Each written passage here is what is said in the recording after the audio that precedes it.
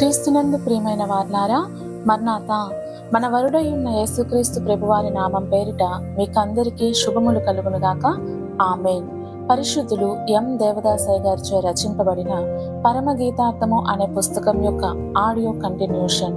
యెరూషలేము కుమార్తెలారా, పొలములోని ఇర్రులను బట్టియు లేళ్లను బట్టియు మీ చేత ప్రమాణము చేయించుకుని లేచుటకు ప్రేమకు ఇష్టమగు వరకు మీరు లేపకయు కలతపరచకయు ఉండుడని నేను మిమ్మును బతిమాలు కొనుచున్నాను. పరమగీతము 3వ అధ్యాయం 5వ వచనం. ప్రియులారా, ఈ వచనం నందు వ్రాయబడిన సంగతి పరమగీతము 2:7 నందు కూడా కలదు కనుక అది మరి ఒకసారి వినండి. అక్కడ వ్రాసినదే ఈ వచనమునందు వ్రాయుటకు కారణము. 2వ అధ్యాయం 7వ వచనంలోనికి వచ్చునప్పటికీ ప్రియురాలి ధ్యానము హెచ్చైనది, తన ప్రేమ ఎక్కువైనది. 3వ అధ్యాయం ప్రారంభించినప్పటికీ ప్రియుని ఎడల గల ప్రేమ ధ్యానానుభవము కూడా తగ్గినట్లు చూచుచున్నాము. ఆ తగ్గిన స్థితిని మరలా సంపూర్తి చేసుకున్నది అని తెలియచేయుటకు మరలా ఈ వచనమునందు వ్రాసి ఉన్నారు. ప్రార్థన. ప్రియ ప్రభువా, నీవు చూపిన ప్రేమ శరీర ఆత్మీయ జీవితములన్నిటికీ పరిపూర్ణము చేయబడినది. నీ ప్రేమను స్మరించి ప్రియురాలు సంపూర్ణమగుచున్నది. నీ ఎడల ఉన్న తన ప్రేమను తరగనీయక పెరగనిచ్చుచున్నది. అందుకనే ప్రియురాలు తన ప్రేమకు ఇష్టమగు వరకు ఎన్ని ఆటంకములున్నను నీతో సహవాసము చేయుచున్నది. ఇట్టి సహవాసానుభవము దయచేయుమని పెండ్లి కుమారుడైన యేసునామమున వేడుకొనుచున్నాము తండ్రి. ఆమేన్. విశ్వాసి, కలతపరచునట్టి ఆటంకకరమైనవి ఎన్ని ఉన్నను ప్రియునితో నీకు కలిగిన సహవాసము దినదినాభివృద్ధి నొందునుగాక. ఆమేన్. ధూప స్తంభము వలె అరణ్య మార్గముగా వచ్చు ఇది ఏమి? గోపరసముతోనూ సాంబ్రాణితోనూ వర్తకులమ్ము వివిధమైన సుగంధ చూర్ణములతోనూ పరిమళించుచూ వచ్చు ఇది ఏమి? పరమగీతము 3వ అధ్యాయం 6వ వచనం. ప్రార్థన. ఆశ్చర్యకరుడవైన తండ్రి, నీ ఆశ్చర్య కార్యముల నిమిత్తము వందనములు. నీవు ఆశ్చర్య కార్యములు చేసినట్టే నిన్ను కలిగిన వారును ఆశ్చర్య కార్యములు చేయు శక్తినిచ్చిన నీకు స్తోత్రములు. నీ ఆశ్చర్యకరమైన ఆనంద రూపమును ఈ వచనమునందు కనబడునట్లు మాతో మాట్లాడమని ఆశ్చర్యకరుడును ప్రేమగల క్రీస్తునామమున వేడుకొనుచున్నాము తండ్రి. ఆమేన్. ఈ వచనమునందు వధువు వరుని గాని వరుడు వధువు గాని ఇతరులను కాని సంబోధించినట్లు లేదు.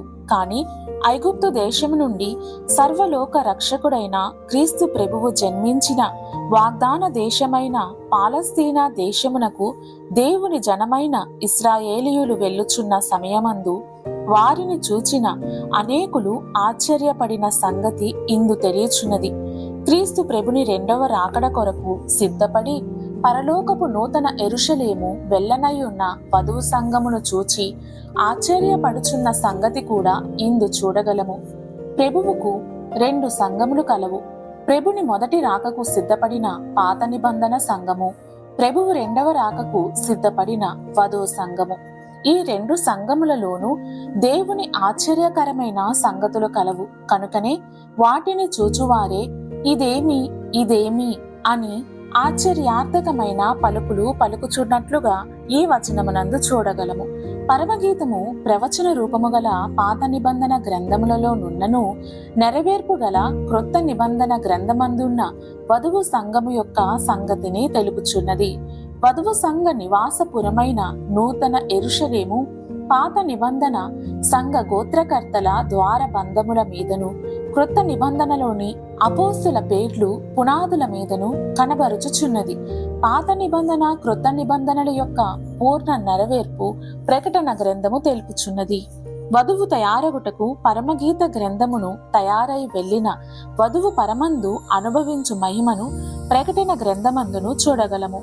ఇశ్రాయేలీయులు ఐగుప్తు దేశములో మహాశ్రమలో ఉన్నను వారికి దేవుని ఎడలగల విశ్వాసమును, వారి పితరుల ఎడలగల గౌరవమును, వారి వాగ్దాన దేశమైన కానానుపై వారికి గల ప్రేమ, వారి నుండి దేవకుమారుడైన క్రీస్తు ప్రభువు వచ్చి భూమిపై శాంతి పాలన చేయునను విశ్వాస నిరీక్షణ వృద్ధి పొందినది. విశ్వసించిన ఈ పరిశుద్ధ జనమైన ఇశ్రాయేలీయులను వృద్ధి పొందిరి. కనుక వారి దేవుడు మహాబలము గల దేవుడు గనుక ఆ కాలంలో ఉన్న దేశములలో బలము గల ఐగుప్తు దేశము నుండి బయటకు రప్పించి వాగ్దాన దేశమునకు నడిపించెను. అట్లే పెండ్లి కుమార్తెకు లోకంలో ఎన్ని శ్రమలున్నను సహించి విశ్వాసమును వృద్ధి చేసుకొని సిద్ధపడి ఈ లోకము నుండి విడిపింపబడి క్రీస్తు ప్రభువును మేఘములో కలుసుకొనును. ధూపస్తంభములు అనగా నిర్గమకాండం 13:21-22లో ఇశ్రాయేలీయులు ఐగుప్తు నుండి కానాను దేశం చేరు వరకు దేవుడు వారితో ఉండి నడిపించెను. ఇశ్రాయేలీయులు పగలు రాత్రియు ప్రయాణం చేయునట్లుగా యెహోవా తండ్రి త్రోవలో వారిని నడిపించుటకై పగటివేళ మేఘస్తంభములోను వారికి వెలుగునిచ్చుటకై రాత్రివేళ అగ్ని స్తంభములోను ఉండి వారికి ముందుగా నడుచుచూ వచ్చెను. ఆయన పగటివేళ మేఘ స్తంభమునైనను రాత్రివేళ అగ్ని స్తంభము అయినను ప్రజల ఎదుట నుండి తొలగింపలేదు. ధూమము అనగా ఆవిరి, ఆవిరి అనగా మేఘము, అదే మేఘ స్తంభము స్థిరమైనది. దేవుడు వారికిచ్చిన నీడ స్థిరమైనది అని చెప్పుటకు స్తంభమని వ్రాయబడినది. మరియు ఈ నీడ దేవుని యొద్ద నుండి అనగా పరలోకము నుండి భూమి మీద ఉన్న ఇశ్రాయేలీయుల వద్దకు వచ్చినది కనుక దీనిని స్తంభమునకు పోల్చిరి. దేవుడు అగ్ని అయి ఉన్నాడు. ఆయన వద్ద నుండి భూమి మీద ఉన్న ఇశ్రాయేలీయుల వరకు అగ్ని అయి ఉన్నాడు. ఆ వెలుగు వారికి రాత్రి కాలమున మార్గము చూపినది, కాని ఆ అగ్ని దహించునది కాదు. పైనుండి భూమి మీద వరకు వచ్చిన ఆ అగ్ని వీరికి స్తంభము వలె ఉన్నది. కీర్తన 12:6-8. ఇశ్రాయేలీయులు ఐగుప్తు నుండి కానాను ప్రయాణం చేయుచున్న కాలమందు మేఘస్తంభము అగ్ని స్తంభము వారితో కూడా ప్రయాణం చేసినది. నిర్గమ 13:21-22. వీటిని చూచి ధూపస్తంభములు అని పలికినట్లు ఈ వచనమునందు చూడగలము. పరమగీతము 3:6, యోవేలు 2:30. అరణ్య మార్గము అనగా ఇశ్రాయేలీయులు ప్రయాణం చేసినది అరణ్య మార్గమే. అరణ్యమనగా ఏమీ లేనిది, అంటే తినుటకు పంట గాని నీరు గాని మరి ఏ ఇతర సదుపాయములు గాని లేనిది. అలాగే ఆత్మీయ జీవిత స్థితిలోనూ విశ్వాసము గాని ప్రార్థన గాని వాక్య పఠన గాని ఏమీయూ లేనిది అరణ్యము వంటిదయ్యున్నది. ఇశ్రాయేలీయులు ఐగుప్తును విడిచి వచ్చుచున్నప్పుడు వారి ప్రయాణమునకు అవసరమైన వాటిని ఏమీయూ తీసుకొని రాలేదు కనుక వారి ప్రయాణము అరణ్యము వలనే ఉన్నది. వారికి ఏమీయూ లేకపోయినను ప్రయాణము చేయుట మానలేదు. ఎందుకనగా వారి కంటికి అగపడునవి లేకపోయినను సమయమునకు సమస్తమును సమకూర్చగలిగిన దేవుడు వారితో కూడా ఉన్నారు. దేవుని యొద్ద నుండి అందుకొని అందించే మోషే వారితో ఉన్నాడు. వారి కంటికి కనబడునవి ఏమీయూ లేకపోయినను దేవుని మీదను ప్రవక్త అయిన మోషే మీదను ఆనుకుని ప్రయాణం సాగించిరి. గనుక ఈ స్థితి విశ్వాసుల అనుభవములో ఎరిగిన వారికి తెలియను. కాని ఇట్టి విశ్వాస అనుభవము లేని వారికి ఇది అరణ్యము వంటిదే. ఇశ్రాయేలీయుల ప్రయాణము ఇదేమి అని ఆశ్చర్యమును కలిగించిన ప్రయాణముగా ఉన్నది. ఇశ్రాయేలీయులు ఐగుప్తులో ఉన్న కాలంలో బానిసలు ఈ మహాభాగ్యకరమైన దేశమును విడిచి వెళ్ళుట ఆశ్చర్యమే. బానిసలైన వీరు స్వతంత్రులై దేవుని నివాసము గలవారైరి. ఎర్ర సముద్రము పాయలై ఆరిన నేలపై నడిచి వెళ్లిన మహాధీరులు. ఆయుధములు లేకపోయినను యుద్ధాయుధములు గల బలాఢ్యులను జయించిన భటులైరి. పైనుండి వచ్చిన మన్నా ఆహారమును భుజించి బండలో నుండి వచ్చిన నీటిని త్రాగి వారి చెప్పులు తెగకుండా వస్త్రములు మాయకుండా వారి బలము తగ్గకుండా పగలు నీడ మేఘము క్రిందను రాత్రి వెలుగు మేఘము క్రిందను ప్రయాణం చేసిన దేవుని ప్రజలు వీరు. దైవ విద్య నేర్చుకున్న విద్యార్థులుగాను దేవుని ఆరాధించు యాజకులుగాను పరలోక సంబంధమైన రాజులుగాను రాబోవు సంగతులు చెప్పు ప్రవక్తులుగాను దైవ సన్నిధి పరులై దేవుని చూచి దేవుని మాట విని ధర్మశాస్త్ర గ్రంథమును వ్రాయు గ్రంథకర్తలుగాను మార్చబడిరి. పరలోకమందున్న మందిర రూపము గల ప్రత్యక్ష గుడారమును భూమిపై నిర్మించిరి. పై విషయములన్నీ వారి ప్రయాణ కాలములో ఇదేమి అను ఆశ్చర్యమును కలిగించునవిగా ఉన్నవి.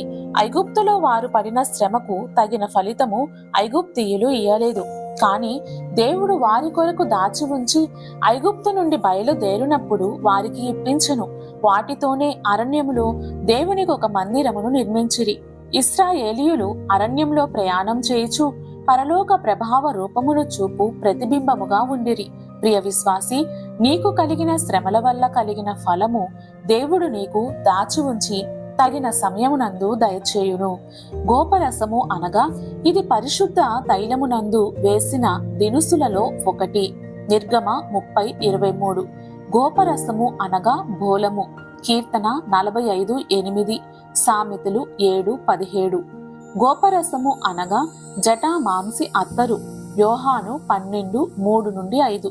ఈ గోపరసమును పరిమళ స్తుతులు వధువు సంఘం నుండి పరలోకమునకు వెళ్ళుచున్నవి.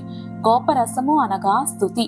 ప్రియురాలు ప్రియుని తంతి వాయిద్యములతో స్తుతించుచున్నందున ప్రియుని వస్త్రములు గోపరస వాసన గలవయ్యున్నవి. కీర్తన 45:8. ప్రియురాలి యొక్క రొమ్మున అనగా అంతరంగములో ఉన్న ప్రియుడు పరిమళ వాసన గలవాడు.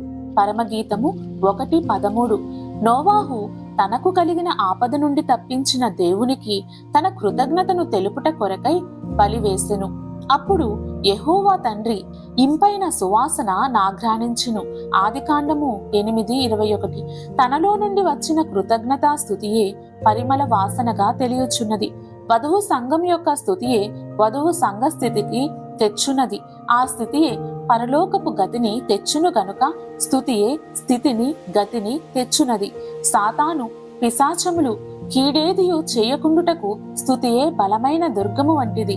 కీర్తన 8:2. స్తుతి వల్ల పాతాళ లోకపు పునాదులు కూలిపోవును. మత్తయి 16:18. స్తుతి వల్లనే ఆయుధమును వినియోగించకుండగానే బలమైన ఎరుకు గోడలు కూలిపోయినవి. అట్లే సాతాను యొక్క దుర్గములన్నీయు ఈ స్తుతి వల్ల కూలిపోవును. స్తుతి పరమందు దూతలు చేయునది కనుక భూమి మీద స్తుతించువారు పరలోక దూత అంతస్తు కలవారే. స్తుతి ప్రార్థన కన్నా శక్తివంతమైనది. బైబిల్ నందు అనేక స్తుతులు కలవు. దైవోపకారములకు స్తుతి, అపకార నివారణకై స్తుతి, ఆయన జరిగించు మహిమ కార్యక్రమము కొరకై స్తుతి, ఆయన దివ్య లక్షణ రూపమును బయలుపరచు స్తుతి, వరుడైన క్రీస్తు ప్రభువు వలన వధువైన సంఘమునకు ఇయ్యబడిన ప్రతి విధమైన బహుమానము కొరకైన స్తుతి, పరలోక దూతలు నేర్పిన స్తుతులు, పరలోక పరిశుద్ధులు నేర్పిన స్తుతులు, ఇంకా అనేకమైన స్తుతులు గలవు. వధువు కష్టకాలమందును సౌఖ్యకాలమందును నష్టకాలమునందును కార్య సాఫల్య కాలమందును కార్య సాఫల్యము కాని కాలమందును అన్ని వేళల అన్ని విషయములలోనూ స్తుతించుచూనే ఉండును. మేఘమెక్కు వరకు భూమిపై ప్రారంభించిన స్తుతి విడువక చేయుచుండునే ఉండును. స్తుతి దూతల స్థితి గనుక స్తుతి అనగా సాతానుకు భయము. అందుకే స్తుతి చేయుట సాతానుకు ఇష్టముండదు. వధువు సంఘము గోపరస వాసన కంటే స్తుతులు చేయుచు సాగుచున్నది కనుక గోపరస వాసన గల స్తుతులతో పరిమళించుచు వచ్చుచున్న ఇది ఏమి అని ఆశ్చర్యపడుచున్నారు. సాంబ్రాణి అనగా ఇది బైబిల్లో అనేక మార్లు వచ్చును. ధూప ద్రవ్యములలో వాడిన దినుసులలో ఇది ఒకటి. నిర్గమ 30:34. జ్ఞానులు క్రీస్తు కర్పించిన కానుకలలో ఇది ఉన్నది. మత్తయి 2:11. సాంబ్రాణి పర్వతములు. పరమగీతము 4వ అధ్యాయం 6వ వచనం. పాలస్తీనాలో ఉన్న పర్వతములపై గంధవర్గ వృక్షములున్నందున ఈ పర్వతములకు సాంబ్రాణి పర్వతములని పేరు కలిగినది. సాంబ్రాణి ఈ చెట్ల నుండి తీయబడినది. ఈ సుగంధ సంభారములను దేవాలయంలో యాజకులు ధూపం వేయుదురు. ఇశ్రాయేలీయులు తెగులు ప్రారంభం కాగానే మోషే అహరోనుతో ధూపవేదికలో ధూపం వేయుమని చెప్పగా అహరోను ధూపం వేసెను. వెంటనే ఇశ్రాయేలీయుల తెగులు ఆగిపోయినది. సంఖ్యాకాండం 16:16-48. ధూప ద్రవ్యములు ధూపవేదికలో వేసినప్పుడు పొగ ఏలాగు పైకెళ్ళుచున్నదో ప్రార్థించు వారి ప్రార్థన ధూపము వలె దేవుని యొద్దకు వెళ్ళుచున్నది. కీర్తన 141వ అధ్యాయం 2వ వచనం. కనుక ప్రార్థన సాంబ్రాణికి పోల్చబడినది. అనగా వధువు సంఘము తన ఆత్మీయ జీవిత యాత్రలో సాగుచున్నది. విశ్వాసి అయిన ప్రతి వారు ప్రార్థించుట వారి నైజమై ఉన్నది. బైబిల్ అంతటిలో అనగా ఆదికాండం 4:26 నుండి ప్రకటన 22:20 వరకు అనేక ప్రార్థనలు కలవు. ప్రార్థనా స్థలములు అనేకములు, ప్రార్థనాంశములు అనేకములు, ప్రార్థనా పద్ధతులు అనేకములు, ప్రార్థించువారు అనేకులు. భూమిపై ప్రార్థనలు చేయుట ప్రారంభించినది మొదలు లోకాంతము వరకు అనేక ప్రార్థనలు పరమునకు చేరుచూనే ఉన్నవి. ప్రార్థన అనగా మానవుడు దేవునితో మాట్లాడుట, వధువు సంఘము లోకములో చేయవలసిన సమస్త ప్రార్థనలను ముగించవలను. గనుక ఎన్ని శ్రమలు, ఆటంకములు, అపాయములున్నను వధువు సంఘంలో నుండి ప్రార్థనలు పైకి వెళ్ళుచూనే ఉన్నవి. మానవుడు దేవుని వద్ద నుండి సమస్త ఈవులు, దానములు, వరములు, బహుమానములు, దీవెనలు, బలము సంపాదించవలయునన్న ప్రార్థన చేయవలెను. ప్రార్థన సమస్త ఈవులకు సంపద అయ్యున్నది. యేసు నామమున చేయు ఏ ప్రార్థన అయినను నెరవేరును. యోహాను సువార్త 14:14. ఈ నామము లేని ఎడల అడ్రస్ లేని ఉత్తరమై ఉండను. సాంబ్రాణి అను ప్రార్థన పరిమళంతో సాగుచున్న వధువు సంఘమును చూచి ఇది ఏమి అని పలుకుచున్నారు. వర్తకులు అనగా మంచి ముత్యమును కొనుటకై వచ్చిన క్రీస్తు ప్రభువు తన సమస్తమును అమ్మివేసి కొని తనను ఆశ్రయించిన సువార్థికులైన వారిని వర్తకులుగా మార్చెను. ఈ వర్తకులు వివిధములైన సుగంధ చూర్ణములను అమ్మువారు.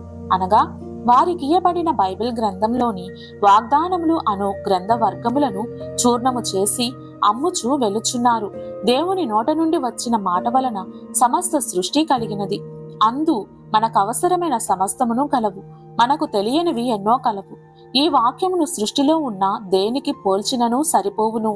ఉదాహరణకు వెలుగు, మేలిమి, బంగారము, మధురమైన తేనె అట్లే ఇక్కడ సుగంధ ద్రవ్యములకు పోల్చబడినది. గంధవర్గములు అనగా ప్రభువు యొక్క పెదవులు పద్మముల వంటివి. ఆ పెదవుల నుండి వచ్చు మాటలు ద్రవరూపక జటామాంసి వలె అవి పరిమళించును.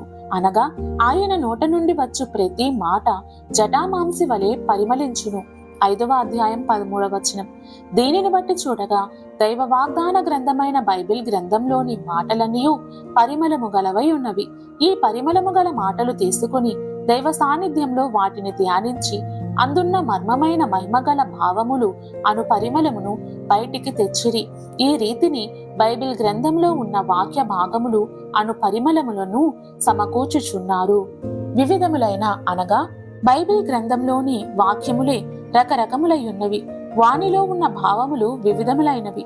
వాటిని సమకూర్చినట్టి వర్తకులైన సువార్థికులను వివిధములైన వారే కనుక ఈ వాక్య భావములు రకరకములైనవి గనుక వివిధములైనవని ఈ వాక్యంలో పలుకబడినవి.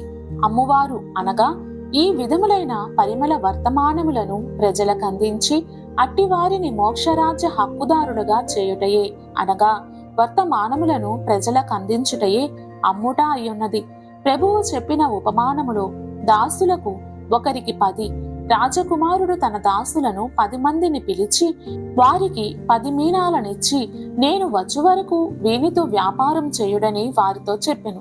ప్రతివారును వ్యాపారం చేసి వారు అనేకము సంపాదించిరి. మొదటివాడు 1 మీనాకు 10 మీనాలను సంపాదించెను. 10 పట్టణముల మీద అధికారి అయి ఉండుమని రాజకుమారుడు తన దాసునికి అధికారమునిచ్చెను. లూకా 19:12-19. ఈ ఉపమానంలో వ్యాపారం చేసినందున లాభం కలిగెను, అందువలన బహుమానం వచ్చెను. ఈ వచనంలో అమ్మువారు అనువారు ఈ సుగంధ చూర్ణములను అమ్మి బహుమానమును పొందుదురు. బహుమానం పొందుటకు చేసిన ఈ పనికి వర్తకులు అమ్ముట అను పేరు వచ్చినది.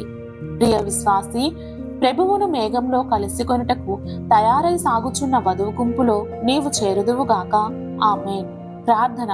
ప్రభువా, ఇశ్రాయేలీయులు తమ జీవితంలో కనపరిచిన ఆశ్చర్యకరమైన అద్భుతానుభవముల వంటి అనుభవములను మా అనుభవంలోనూ కనపరచుము. 2వ రాక కొరకు సిద్ధపడుచున్న వధువు సంఘము చేయు స్తుతులు, ప్రార్థనలు, వాక్య వర్తమానములు ఎట్లు పరిమళించుచున్నవో అట్లే మా జీవితం నందును కలిగి పరిమళించుచు వధువు సంఘ అంతస్తులో చేరగల దీవెన దయచేయమని పెండ్లి కుమారుడైన యేసు నామమున వేడుకొనుచున్నాము తండ్రి. ఆమేన్. మరణాత.